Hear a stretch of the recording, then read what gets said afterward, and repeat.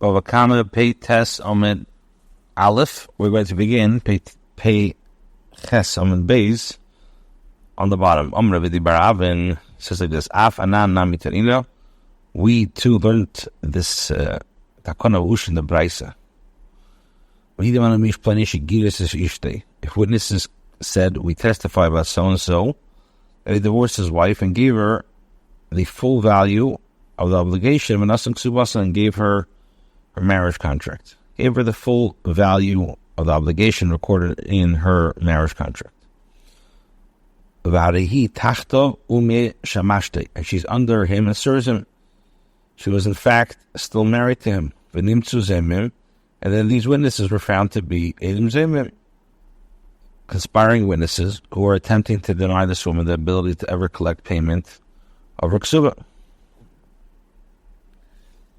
So the halacha is like this. So again, what happened over here? These Edim testify that such and such person divorced his wife and paid up the ksuba. And the poil, they were still married. And then they were found to be Edim Zemim. So we do not say that the Edim shall pay the entire value of her ksuba. Ella, rather, tevis hanok subasa. The Beis Din says that they shall pay the financial advantage of her marriage contract. Now, ezu tevis hano, ezu tevis hanos ksubasa. What is the financial advantage of her ksuba? Edim kama adam reitzah ksuba shalzei. The Beis Din evaluates how much a person would want to give to purchase the rights of this woman's ksuba. Shimon is Amla and his Garsha, that if either she becomes widowed or divorced, so the purchaser will receive its full value. But if she dies during her husband's lifetime, her husband will inherit her property, and the purchaser will receive nothing. So now we explain, as we saw the idea, if you think that there's no takana usha, why would her husband inherit from her? Let the woman sell her marriage contract entirely. Rabbi says there's no proof to the existence of the takana usha. Why? Because even if you want to say, because even if there's no takana, the Chacham said that the woman retains the right to sell with regards to the nichse meloik, the nichse in barzel. But they say this with regard to the rights to sell with regards to nichse in barzel, which is listed amongst the possessions she brought into the marriage, but it's entirely under the husband's authority. In any event, there's property that she does not have the right to sell, that the husband would inherit if she dies, regardless of whether or not there is takana of usha. So the marriage contract cannot be sold for its full value. Rabbi says, Tevis Hano, with regards to financial advantage, Ho Yovasa Yodon, since the discussion of this matter came to us, name of Amilsa, let us say something about it. Tevis Hano, the money received for selling the financial advantage, Lisha Havia, is given to the wife. If it enters in your mind that she's given that it's given to the husband, later lo the Edim, then let the Edim Zemim. Let the Edim Zemim who have been rendered chayiv to pay the penalty to the wife, say to her, my afsi dinoch, what loss have we caused you by testifying that you receive payment of your ksuba? Even if you were to sell the tebusana, your husband wouldn't have taken it from you. So what Rav Shalman says, mission to Ika of Achpesa. She still wouldn't incur a loss because there's a gain into the household. Even if the husband were to be the one to receive the payment for the sale, the financial situation of the household would be improved, leading to a benefit for the woman as well. This offsets the wife's potential loss. Abai says, the halacha is like this. Tevis anol isha. Selling of the financial advantage of the marriage contract is given only to the wife. The husband does not even garner the profits from the money or from the property that the wife would purchase with the money. My time, what's the reason? Because Chacham instituted the profits of her property are for the husband. Chacham did not institute the profits of the profits for him. The Papa of Huna, son of Yeshua, came to the base medrash of Rav. They said, we learned a mucker for the takana of in the Mishnah. We say with regards to a slave or a married woman and encounter with them is a disadvantage. Why? Because if one who injures them, he's liable. But if they were the ones who injured other people, they are pater, because they do not have money with which to pay. And if you think that there's no takana usha, there would be a method by which a married woman can obtain money with which to pay. Let her sell, or as the Beis Din could have her sell her nifsim malig and give the money to receive the one who injured. It can therefore be learned from the Mishnah that a woman cannot sell her nifsim malig in takana usha. So the Gemara asks, according to your reasoning, nehi nami, is the takana usha. Yet though indeed there is a takana usha, but what's was down on the gamli that she cannot fully sell her nifsim malig. She can let her sell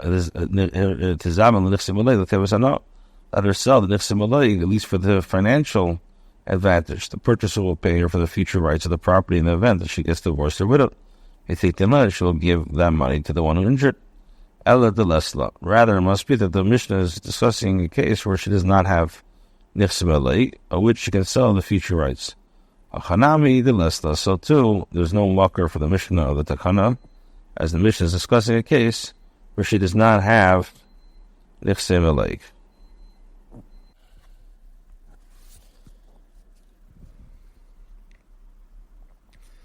And where are questions ruling the Mishnah? Why does the Mishnah assert that a married woman will not have money with which to pay? If there's a mixture with she should sell her 10% of her marriage contract and give the money received to the one who injured. So the answer is Hamani, who is this according to Rabbi? Person is not allowed to remain living together with his wife even 1 hour without a ksuba. Therefore, the woman cannot sell the financial advantage, the 10% of her ksuba. The time am I? What is the reason for this ruling of Rabbi?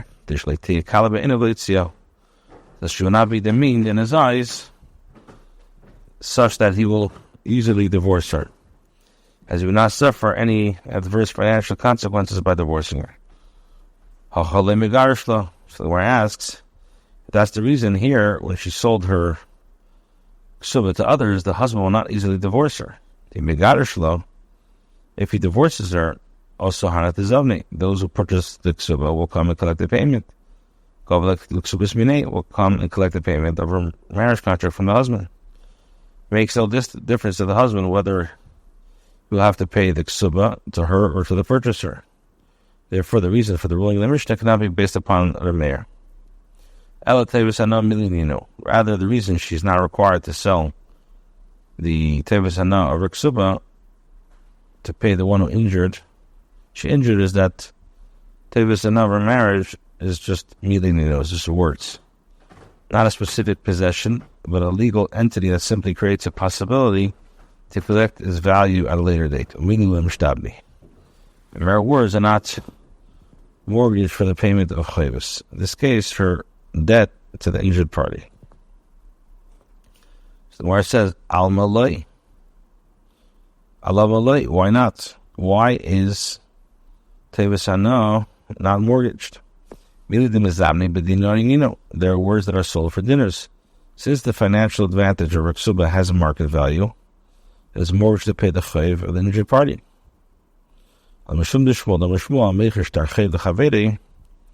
She's not required to sell the tevis hana contract. The Shmuel says that one who sells a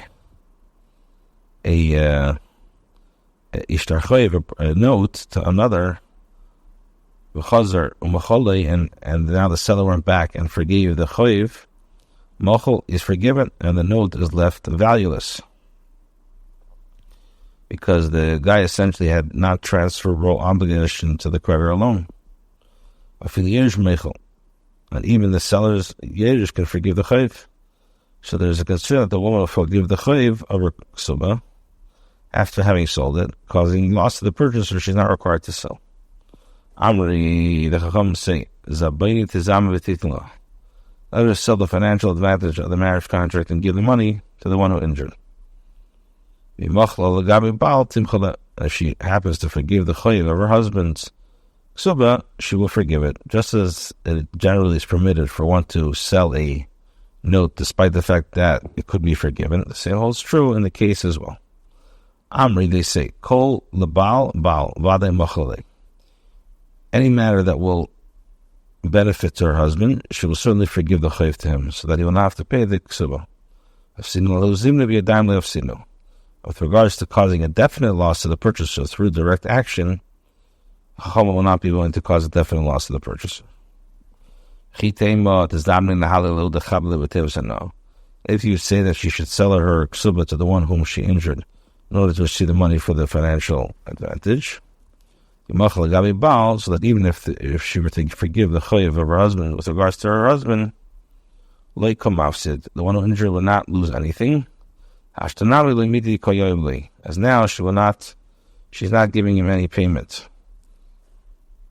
So then where it says safe called the gabe bal vade machla. Any matter that at the end of the day, her husband she will certainly forgive. Vade machla will not trouble the Beis Din to supervise the sale of a financial advantage without cause. So Gemara asks, now for this reason, if the reason that she does not sell the financial advantage of her ksuba to obtain money with which to pay the injured party is that she would then forgive the chayiv of the marriage contract, we learn to the Brisa of a case where she is the one who injured her husband, she's not lost her marriage contract as a result, as he does not collect compensation for the property she brought into marriage that are enumerated in the marriage contract. Why does she not lose it? Let her sell the financial advantage of her marriage contract to her husband in order to obtain the money to compensate for him. For that, she injured the cost to him. As if she will forgive the chayiv through her marriage contract with regard to her husband, there will be no loss for the purchaser, her husband. As we said, a man cannot live with his wife, even for 1 hour without her marriage contract. Therefore, the woman cannot sell the financial advantage of her marriage contract to her husband. What's the reason why? That she will not be demeaned in the eyes of such that he will be easily divorced her. But if she were to sell the ksuba, he would then divorce her, and collect the properties listed in the ksuba as payment for injuries from her. If that's so, even now, where she does not sell her ksuba, he will divorce her. And once she is divorced, he will collect the properties listed in the ksuba as payment for his injuries from her. Preventing her from selling the ksuba contract to him will not serve as the impediment to his divorcing her. So my answer is again in the fisher ksuba, where there's a large sum recorded in her ksuba. So that because of the slight sum due him as compensation for the injuries, he'd not be willing to lose the large sum that he would have to pay were he to divorce her. If the ksuba contract does not serve as an impediment to divorcing her. Where it says, even if we're in fact, the Brisa is discussing a case where the sum recorded in her ksuba is larger than the sum recorded in her marriage contract. Let them establish her marriage contract at the sum of the marriage contract required by Torah law. And let her sell her husband as payment For his injury, since she would be left with a marriage contract of standard value, they would be allowed to remain living together. The sum recorded in her marriage contract is not larger than the ksuba. So the payment for the injury would be assessed by 4 dinars. Because of the gain of 4 dinars, the husband will not be willing to lose 25 dinars, which is the value of a marriage contract required by Torah law. But this would learn to the Braisa, just as she does not sell her marriage contract to obtain money to pay damages while she's under him. Marriage to her husband, so too she does not lose the value of her husband's marriage contract to pay the damage while she's under him. But there are times that she will be found to have lost the value of her marriage contract. What are the circumstances? In a case where the sum recorded in a marriage contract is larger than the sum recorded by Torah in a marriage contract required by Torah. In that case, she should be willing to sell the portion of the marriage contract representing the additional amount in order to obtain money in order with which to compensate the one who's injured. Amar says, the later clause of the Brisa, so we arrive at the Tanai in the marriage contract that the male offspring inherits payment of their mother's marriage contract, and it's not discussing the sale of the marriage contract in general. This is what the Brisa is teaching. Just as we know that a woman who sells suba to others does not lose the contract to others. My time. What's the reason? Because the is for money for money is what caused her to sell her under duress. So the woman who sells her suba to her husband does not lose. My time because the need for money is what caused her to sell it under duress. So the Gemara returns to the earlier discussion to suggest, shall we say that the issue of whether or not there was a takana or usha is tanai? One brisa we learned a Canaanite slave that the woman brought into the ksuba to marriage is the avdi malay is mishavai elisha or elish v'tayin that elish v'elisha. So Rabbi says, they assume the kulam kinyan perislav kinyan aguf tami. They assume that everyone holds that ownership of the rights to use an item and its produce is not like the ownership of the item itself. Bava Kamah must be arguing Madam really Isha, let's take Takanas Usha. The one who says with regards to Isha, let's take Takanas Usha. Madam really Isha, Isha Takanas Usha. The verse is like the full armor, Isla Takanas Usha. Everybody hold it. The kind of thing Takana Kamah, one is before, one is after. If I say me EVD Takana, Isla Takanas Usha, Madam Isha might time make it over. So the verse says Hektish, with regards to Hektish. And the Chum to Shifra, Mafkimili Shibud. Therefore, the freedom of a slave resulting from the knocking out of the tooth or the blinding of his eye abrogates the lien that the husband has a slave, leaving the woman as a sole owner.